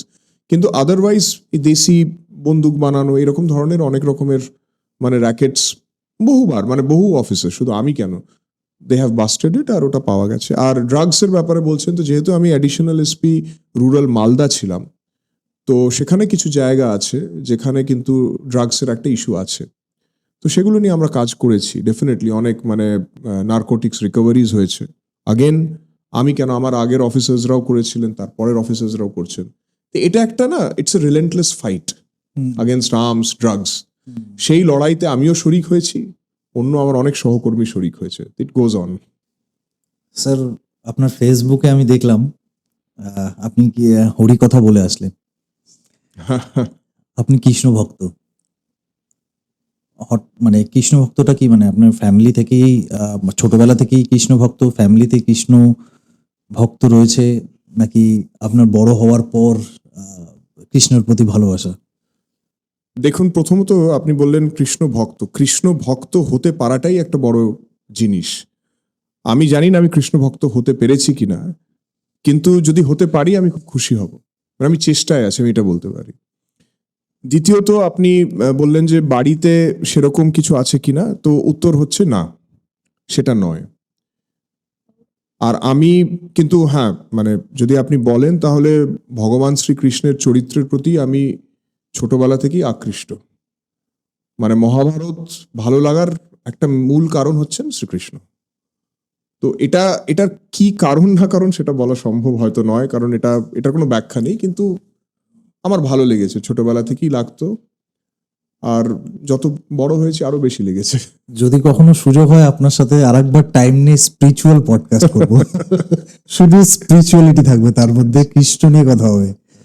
Sir, গীতায় বলছে, যেহেতু আপনি স্পিরিচুয়ালিটি প্র্যাকটিস করেন, গীতায় বলছে কর্ম করে যাও, ফল আশা করো না।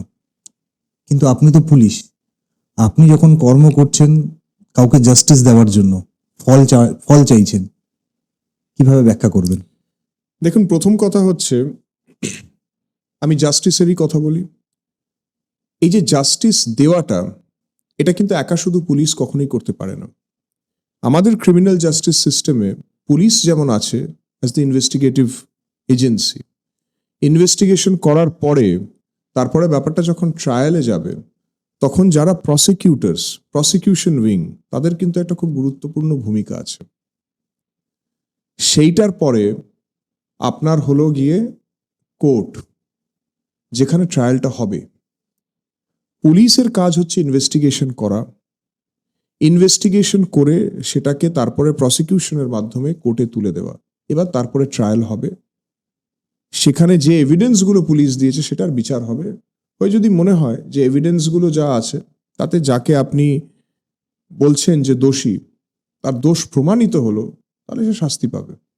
আর যদি কোথাও দেখা যায় যে না, আপনি যে তথ্যগুলো দিয়েছেন, যে এভিডেন্সগুলো দিয়েছেন, কোথাও একটা কিন্তু সন্দেহের জায়গা রয়ে যাচ্ছে, তাহলে কিন্তু সে বেরিয়ে যেতে পারবে। তো পুলিশের কাজ হচ্ছে ইনভেস্টিগেশন করা, কিন্তু জাস্টিস দেব, এটা আমার মনে হয় না কেউই বলতে পারবে যে আমি শুধু দিতে পারবো। আমার বক্তব্য এটাই, আলটিমেট জাস্টিস কিন্তু ভগবানই দেন, আমরা প্রত্যেকে নিমিত্ত। আমার কাজ হচ্ছে যে দেখা, যাতে যে ঘটনাটা ঘটেছে সেই ঘটনাটা সঠিকভাবে তদন্ত হয়ে সেটা যেন সঠিকভাবে বিচার হয়। আমি আমার চেষ্টাটুকু করব, কিন্তু আমি চেষ্টাটা করছি বলেই যে সেটা সেরকম হবে, সেটা ভাবাটা কিন্তু ঠিক নয়, কারণ সবসময় সেটা হয় না। এটাই আমি বলবো। সেই জন্যে আপনি যেটা বলছেন যে উদ্দেশ্য, আমি তো বরঞ্চ এখানে যেটা বলা হয়েছে কর্মণ্যে বাধিকারস্তে মা ফলেষু কদাচনা, সেই ব্যাপারটাই বেশি আরো দেখতে পাচ্ছি। আমি আমার কর্তব্যটা করি to the best of my effort. তারপরে অফকোর্স আদার এজেন্সিজও আছে, আদার ফ্যাক্টর সবসময় থাকে। আলটিমেটলি কি হবে সেটা সবসময় আমার হাতে থাকবে না। ইনফ্যাক্ট কখনোই পুরোপুরি কারোর হাতেই, কোনো একজন ব্যক্তির হাতে কখনোই সেটা পুরোপুরি থাকবে না। যেমন অর্জুনের হাতেও পুরোপুরি ছিল না, তেমনি আমাদের হাতেও পুরোপুরি কখনোই থাকবে না। কিন্তু হ্যাঁ, আমি আমার কাজটা ভালোভাবে করি, আমার তরফ থেকে যেন কোনো ত্রুটি না থেকে যায়, এটা হচ্ছে আমার মনে হয় যেটা করা দরকার। পুলিশের career it's lots of up and downs. কখনো প্রবলেম হচ্ছে তো আপনাকে সারা রাত সারা দিন রাস্তার মধ্যে থাকতে হচ্ছে। সেই একটা আপনার কখনো কখনো খারাপ সময় আসে যেখানে আপনার হয়তো মানসিকভাবে আপনার প্রবলেম হচ্ছে, সেইখানে গীতার কোন শ্লোক আপনাকে শক্তি যোগায়? সর্বধর্মান্যে পরিত্যাজ্য মামেকং শরণং ব্রজ অহং ত্বং সর্ব পাপেভ্য মোক্ষয়িষ্যামি মা শুচা। 18তম অধ্যায় 66 নম্বর শ্লোক, যেখানে ভগবান শ্রীকৃষ্ণ বলেছিলেন নিজের সব চিন্তা, সবকিছু, সব ধর্ম ছেড়ে একনিষ্ঠভাবে তুমি আমাকে স্মরণ করো, আমার চরণে শরণাপন্ন হও, আমি তোমার সব পাপ যা সমস্যা সব সমাধান করে দেবো। আলটিমেটলি দেখুন, যখন সিচুয়েশন সেরকম হয় তখন এটা ছাড়া আর কোনো কিছু আমি তো দেখি না। আর শুধু সমস্যা কেন, আমি মনে করি এটা আমার অ্যাটলিস্ট লাইফের ফিলসফিতে আমি মনে করি এটা খুব গুরুত্বপূর্ণ শ্লোক। স্যার, অধর্মের বিরুদ্ধে দাঁড়িয়ে সত্য প্রতিষ্ঠার জন্য একজন আধুনিক যুগের ধর্মযোদ্ধা হিসাবে আপনি কি মনে করেন কেমন ভাবে ন্যায় প্রতিষ্ঠা করা উচিত?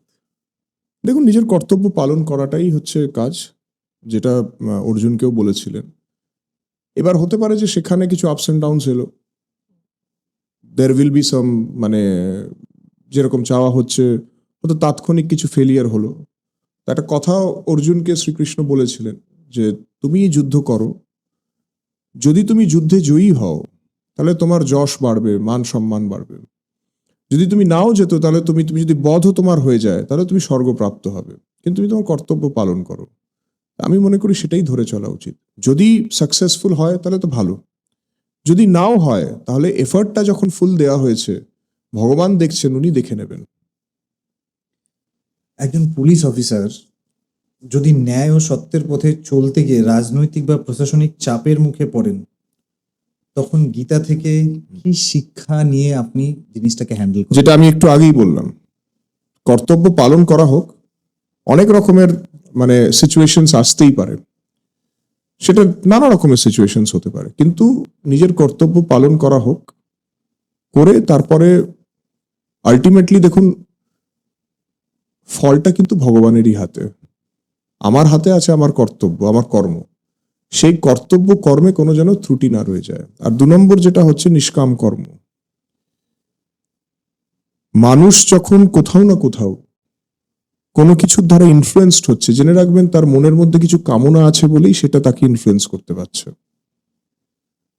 এই নিষ্কাম কর্মের কথাটা সেই জন্যই বোধহয় ভগবদ গীতাতে অর্জুনকে শ্রীকৃষ্ণ বলেছিলেন যে যখন কর্মটা কামনা রহিত হবে, যদি আমার মনে হবে যে আমি ঠিক জিনিসটা করলে আমার কিছু ক্ষতি হতে পারবে, তখনও যদি আমি সেই পথটাই অবলম্বন করি, সেটাই কিন্তু নিষ্কাম কর্ম। সেটা দেখার জন্য ভগবান আছেন আমি মনে করি। আপনার কি মনে হয় স্যার, এই কলিযুগে, ঘোর কলিযুগ চলছে, এই কলিযুগে প্রকৃত কৃষ্ণ ভক্ত কি? যে হরিনাম সংকীর্তন করে, শুধুই হরিনাম সংকীর্তন করছে? একদম যুগ ধর্ম এটাই। আর হরিনাম সংকীর্তনের পরে যদি সে বিভিন্ন রকম ক্রিমিনাল অ্যাক্টিভিটির সাথে যুক্ত থাকে, তাহলে সে প্রকৃত হরিনাম সংকীর্তন করছে না, তাহলে সে মানে বানাওয়াটি যেটাকে বলে, সে দেখানোর জন্য এসব করছে। হরিনাম সংকীর্তন যদি সত্যি অর্থে কেউ করে, মন থেকে করে, তাহলে এই ধরনের যে জিনিসগুলো আছে সেগুলো তো হবেই না। আমরা অনেকজনকে দেখি যারা আপাত দৃষ্টিতে অনেক কিছু করছে, এই জন্যই কিন্তু ভেতর ভেতর করছে, তারা কি আর প্রকৃত হরিনাম করছে? তারা তো মানে ওই বহুরূপীর মতো। আপনি বললেন যে মহাভারত মেন যেখান থেকে আপনি কৃষ্ণ প্রেমে পড়েছেন, কোন মানে কোন বেসিক জিনিসটা আপনার কৃষ্ণর ভালো লাগে, যেই জন্য আপনি কৃষ্ণর প্রেমে পড়েছেন? দেখুন, সব জিনিসই অ্যাকচুয়ালি যদি দেখা যায়, মানে যেরকম ভাবে উনি পুরো ব্যাপারটাতেই কৃষ্ণের চরিত্র যেরকম ভাবে আমরা দেখি, যেরকম ভাবে ব্যাপারটা হয়েছে, প্রত্যেকটা জিনিসই, কিন্তু তার মধ্যেও মানে আমি তো পুলিশ অফিসার, যুদ্ধ বা এইসবের দিকে আবার একটু নজরটা থাকে। যেভাবে কোনো অস্ত্র না ধারণ করে পুরো একটা যুদ্ধ উনি কন্ডাক্ট করেছেন, করে 11 অক্ষৌহিণী সেনা ধ্বংস করেছেন, এটা ভগবান শ্রীকৃষ্ণ ছাড়া আমার মনে হয় না কারোর পক্ষে সম্ভব। তো আপনি কি বিশ্বাস করেন তাহলে কৃষ্ণ যেরকম বলেছিল যে এই যুদ্ধে বল প্রয়োগও হবে, ছল প্রয়োগও হবে, তো আপনিও কি তখন মাঠে নামেন, গ্রাউন্ডে নামেন, গ্রাউন্ড জিরোতে নামেন, বল এবং ছল দুটোই প্রয়োগ করেন? ছলির সাথে ছল করাটা মানে কোনো অনৈতিক কিছু আমি মনে করি না।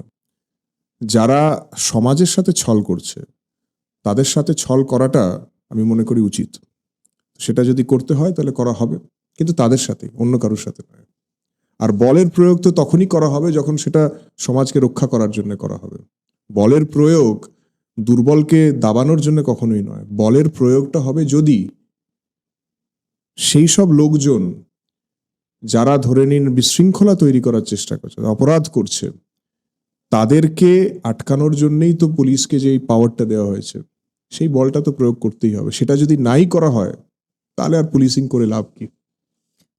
অসংখ্য অসংখ্য ধন্যবাদ স্যার। Thank you.